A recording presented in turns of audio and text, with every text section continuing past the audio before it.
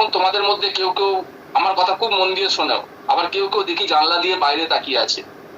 আচ্ছা বলো তো, এখানে একটা জিনিসের যে আমার দিকে তাকিয়েছিল তার একটা জিনিসের একটা জিনিস খুব বেশি পরিমাণে সে ব্যবহার করেছিল, আর যে জানলার বাইরে থেকে তাকিয়েছিল তার একটা জিনিস মোটেই ছিল না। কি?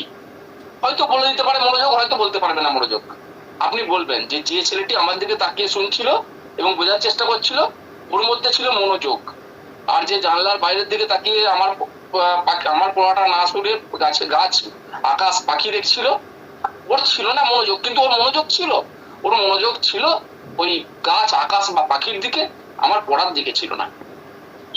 এইটা বলার পরে এসো আজকে আমরা এই মনোযোগ বিষয়টা নিয়ে একটু কিছু জানবো।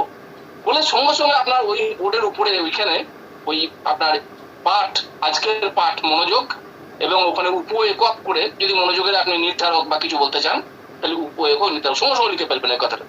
এসো আজকে আমরা পড়বো মনোযোগ বিষয়ে জানবো বলে ওইখানে মনোযোগ লিখবেন, আর তার নিচে উপ এককের ঘরে লিখবেন যে মনোযোগের নির্ধারক সমূহ। এবার আপনি আপনার যা করেছেন সব ভালো করেছেন, এবং শেষকালে একটুখানি কোশ্চেন অ্যান্সার দিয়ে শেষ করবেন। একটা জিজ্ঞেস করতে চাইছিলাম স্যার।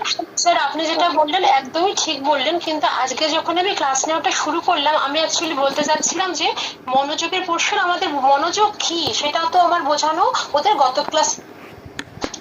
আজকে নির্ধারক নিয়ে যখন আমি পড়বো তাহলে স্যার সেই সময় কিভাবে মানে শুরু করলে একটু ভালো হয় যদি একটু গাইড করতেন, কারণ আমি দেখাতে চাচ্ছি যে মনোযোগটা আমাদের, কারণ মনোযোগ আছে, মনোযোগের স্তর আছে, তারপরে আসে mনোযোগের নির্ধারক, তো মনোযোগের বিভাগও থাকে, এগুলো অলরেডি হয়ে গেছে।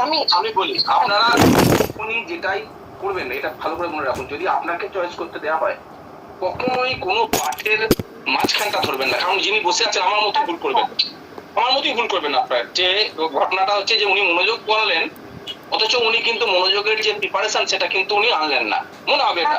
কারণ আমার এই ধারণা থাকবে না যে আপনি আগের দিন পড়িয়েছেন ওটা। সুতরাং যেটাই ধরুন, যে চ্যাপ্টারটাই ধরুন এমন ভাবে ধরবেন যেন শুধুমাত্র ছাত্রদের মনোযোগ আকর্ষণ করবে তা নয়, আপনার ইন্টারভিউ যারা নিচ্ছেন ওনাদেরও মনোযোগ আকর্ষণ করে ব্যাপারটাই যে হ্যাঁ উনি এটা নিয়ে বলতে চাইছেন। সুতরাং আপনি সেইভাবেই ধরবেন, দরকার নেই আপনি মনোযোগটা বলুন না আগে একটুখানি, তারপর নির্ধারক সময়ে আসুন ঘুরে ভালো হবে, বেটার হবে। আচ্ছা অন্য স্যার ম্যাডামরা যদি কিছু বলেন তাহলে ম্যাডামের উদ্দেশ্যে বলতে পারেন যারা আছেন বাকি।